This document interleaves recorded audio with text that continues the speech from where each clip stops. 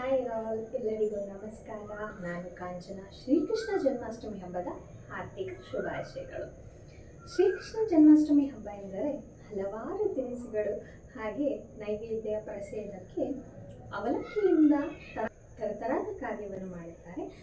So ಈಗ ನಾವು ಅವಲಕ್ಕಿ ಪೊಂಗಲ್ ಹೇಗೆ ಮಾಡೋದು ಅಂತ ನೋಡೋಣ.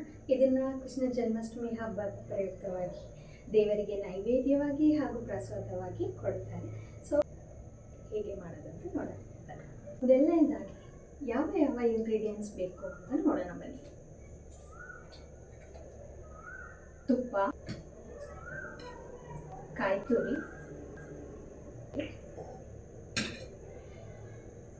ಗೋಡಂಬಿ ಹಾಗೂ ದ್ರಾಕ್ಷಿ, ಏಲಕ್ಕಿ ಪೌಡರ್, ಹಾಗೆ 1 ಕಪ್ ಬೆಲ್ಲ. ಈ ಕಪ್ನಲ್ಲಿ 1 ಕಪ್ ಅವಲಕ್ಕಿ ಇದು ಗಟ್ಟಿ ಅವಲಕ್ಕಿನ ತಗೊಂಡು, ಈ ಕಪ್ಪಿನಲ್ಲಿ ಗಟ್ಟಿ ಅವಲಕ್ಕಿ 1 ಕಪ್ಪನ್ನು ತಗೊಂಡು ಒಂದು 15 ಮಿನಿಟ್ಸ್ 2-3 ಟೈಮ್ಸ್ ವಾಶ್ ಮಾಡಿ ನೆನೆ ಹಾಕಿದ್ದೆ. ಈಗ ನೀರೆಲ್ಲ ತೆಗೆದಾದ್ಮೇಲೆ ಹೀಗೆ ಡ್ರೈ ಆಗಿದೆ ನೋಡಿ, ಹೀಗೆ ಉದ್ರಾಗಿರಬೇಕು. ಹೀಗೆ ಹೇಗೆ ಮಾಡೋದಂತ ನೋಡೋಣ ಬನ್ನಿ. ಹಾಗಾಗಿ ನಾನು ಬೆಲ್ಲನ ಶೋಧಿಸ್ಕೊತೀನಿ. ಬೆಲ್ಲ ಯಾವಾಗಲೂ ಶೋಧಿಸ್ಕೊಂಡೇ ಹಾಕಬೇಕು. ಬೆಲ್ಲದಲ್ಲಿ ಸ್ವಲ್ಪ ಪ್ರಮಾಣ ಕಲ್ಲಿರುವ ಸಾಧ್ಯತೆ ಇರುತ್ತೆ. ಸೊ ಹಾಗಾಗಿ ನಾನು 1 ಕಪ್ ಬೆಲ್ಲ ತೊಗೊಂಡಿದ್ದೀನಿ. 1 ಕಪ್ ಬೆಲ್ಲ, ಇದಕ್ಕೆ ಸ್ವಲ್ಪ ನೀರನ್ನು ಹಾಕಿ ಶೋಧಿಸ್ಕೊಳ್ತೀನಿ.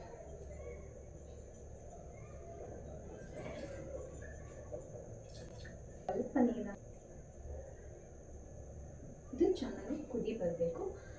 ಜಾಸ್ತಿ ಪಾಕ ಬರಬೇಕಂತ ಏನಿಲ್ಲ, ಬೆಲ್ಲ ಜಸ್ಟ್ ಕುದ್ರೆ ಸಾಕು. ಬೆಲ್ಲ ಕುದೀತಾ ಇದೆ, ಜಸ್ಟ್ ಕುದ್ರೆ ಸಾಕು, ಪಾಕ ಬರಬೇಕಂತ ಅವಶ್ಯಕತೆ ಇಲ್ಲ. ಸೊ ಈಗ ಕುದ್ದಿದೆ. ಈಗ ಇದನ್ನು ಶೋಧಿಸ್ಕೊಬೇಕು. ಶೋಧಿಸೋಕ್ಕೆ ನಾನು ಇದಕ್ಕೆ ಶೋಧಿಸ್ಕೊಬೇಕು. ನೆಕ್ಸ್ಟ್ ಈಗ ಬೇರೆ ಪಾತ್ರೆ ಇಡೋಣ. ಈಗ ಒಂದು ಬಾಣಲೆ ಇಕ್ಕಿದ್ದೀನಿ. ಬಾಣಲೆಗೆ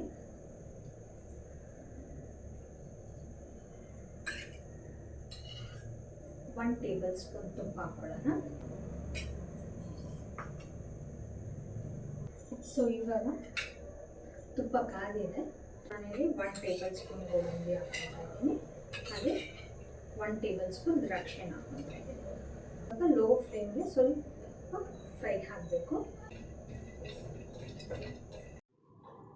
ಸೊ ಇವಾಗ ಗೋಡಂಬಿ ದ್ರಾಕ್ಷಿ ಚೆನ್ನಾಗಿ ಫ್ರೈ ಆಗ್ತಾ ಇದೆ. ಇದು ಗೋಲ್ಡನ್ ಬ್ರೌನ್ ಬರೋ ಗಂಟ ಸ್ವಲ್ಪ ಫ್ರೈ ಮಾಡಬೇಕು ಗೋಡಂಬಿ. ಹಾಗೆ ದ್ರಾಕ್ಷಿ ಸ್ವಲ್ಪ ಫ್ರೈ ಆದರೆ ದಪ್ಪ ಆದರೆ ಸಾಕು.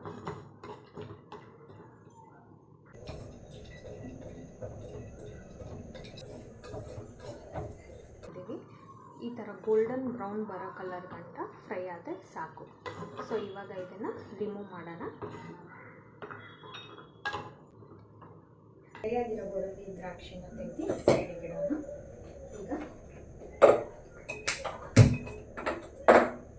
ಈಗ ಇದಕ್ಕೆ ನಾವು ಬೆಲ್ಲನ ಕಾಯಿಸಿಕ್ಕಿದ್ದಲ್ಲ, ಸ್ವಲ್ಪ ನೀರು ಹಾಕಿ ಆ ಬೆಲ್ಲ ನೀರನ್ನು ಇದಕ್ಕೆ ಹಾಕ್ಕೊಳ್ಳೋಣ. ಇದನ್ನು ಹೈ ಫ್ಲೇಮಲ್ಲಿ ಇಕ್ಕಿ 2 to 3 ಮಿನಿಟ್ಸ್ ಬಾಯ್ಲ್ ಮಾಡೋಣ ಚೆನ್ನಾಗಿ. ಸೊ ನೀವು ಇವಾಗ ನೋಡ್ಬೋದು ಚೆನ್ನಾಗಿ ಬೆಲ್ಲದ ಪಾಕ ಕುದೀತಾ ಇದೆ. ಇವಾಗ ಅವಲಕ್ಕಿ ಹಾಕೋಣ.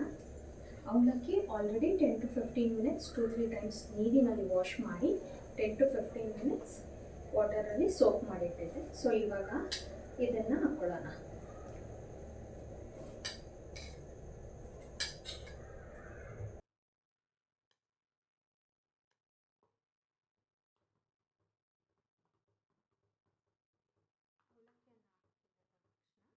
ಬೆಲ್ಲ ಎಲ್ಲ ಅವಲಕ್ಕಿ ಹೀರ್ಕೊಳ್ಳುತ್ತೆ. ಇವಾಗ ನೀವು ನೋಡ್ತಾ ಇರ್ಬೋದು, ಇದು ಕಪ್ ಬೆಲ್ಲ ನಾನು ಯೂಸ್ ಮಾಡಿರೋದ್ರಿಂದ ಈ ಥರ ಕಲರ್ ಇದೆ. ನಿಮಗೆ ಬೇಕಂದ್ರೆ ನೀವು ಬಿಳಿ ಹಚ್ಚ ಬೆಲ್ಲ ಅಥವಾ ಬಿಳಿ ಉಂಡೆ ಬೆಲ್ಲ ಹಾಕಿದಾಗ ನಿಮಗೆ ಈ ರೀತಿ ಕಲರ್ ಇರಲ್ಲ, ಬ್ಲ್ಯಾಕ್ ಕಲರ್. ಸೊ ನೋಡೋಕ್ಕೂ ಚೆನ್ನಾಗಿರುತ್ತೆ. ಒಂದು 5 ಮಿನಿಟ್ಸ್ ಬಾಯ್ಲ್ ಆಗಲಿ.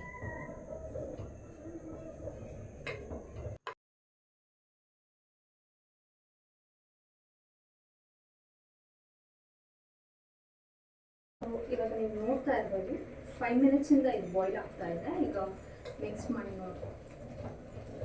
ತೋರಿಸ್ತೀನಿ. ಸ್ವಲ್ಪ ಬೆಲ್ಲದ ನೀರೆಲ್ಲ ಹಿಂಗಿದೆ, ಸೊ ಸ್ವಲ್ಪ ಹಿಂಗೆ ಬೇಕು, ಆವಾಗ ಬೆಲ್ಲದ ಸ್ವೀಟ್ನೆಸ್ ಎಲ್ಲ ಅವಲಕ್ಕಿ ಇರುತ್ತೆ. ಹೀಗೆ ಬಾಯ್ಲ್ ಆಗಿ ಒಂದು 5 ಮಿನಿಟ್ಸು. ಎಲ್ಲ ಬೆಲ್ಲದ ನೀರೆಲ್ಲ ಹೀರ್ಕೊಂಡಿದೆ, ಸ್ವಲ್ಪ ಗಟ್ಟಿಯಾಗಿದೆ ನೋಡಿ, ಈ ರೀತಿಯಾಗಿದೆ. ಈ ರೀತಿ ಆದಮೇಲೆ ನಾವು ಇಷ್ಟು ಇಂಗ್ರೀಡಿಯೆಂಟ್ ಬಂದು ಅಕ್ಕಿ ಪೌಡರ್ 1/4 ಚಮಚ ಹಾಕ್ತಾಯಿದ್ದೀನಿ.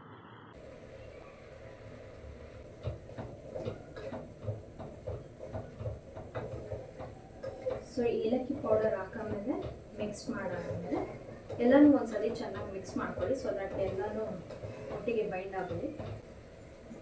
ಕಾಯಿ ತುರಿ ಹಾಕೊಳ್ಳೋಣ.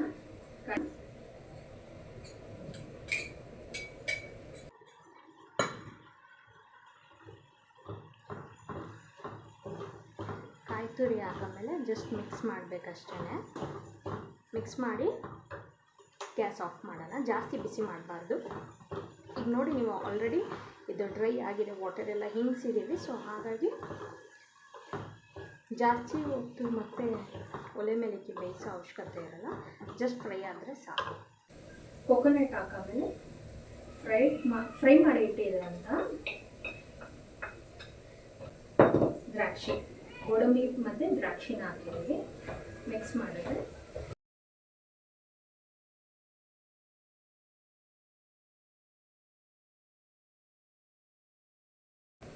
ಸೊ ನೀವು ಇವಾಗ ನೋಡ್ಬೋದು ರೆಡಿಯಾಗಿದೆ. ಸರ್ವ್ ಮಾಡೋಣ. ಈ ಪೊಂಗಲ್ ತಯಾರಾಗಿದೆ. ಈಗ ಇದನ್ನ ಪ್ಲೇಟಿಂಗ್ ಮಾಡೋಣ. ಪ್ಲೇಟಿಂಗ್ ಆಗಿದೆ ಸ್ವೀಟ್ ಪೊಂಗಲ್. ಮನೇಲೇ ಇರೋ ಐಟಮ್ಸನ್ನು ಬಳಸ್ಕೊಂಡು ಸಿಂಪಲ್ಲಾಗಿ ಹೇಗೆ ಅವಲಕ್ಕಿ ಪೊಂಗಲ್ ತಯಾರಿಸೋದನ್ನು ನೋಡಿರ್ತೀರ ನೀವು. ಈಗ ಇದು ಹೇಗಿದೆ ಅಂತ ನಾನು ನಿಮಗೆ ಟೇಸ್ಟ್ ಮಾಡಿದ್ದೀನಿ.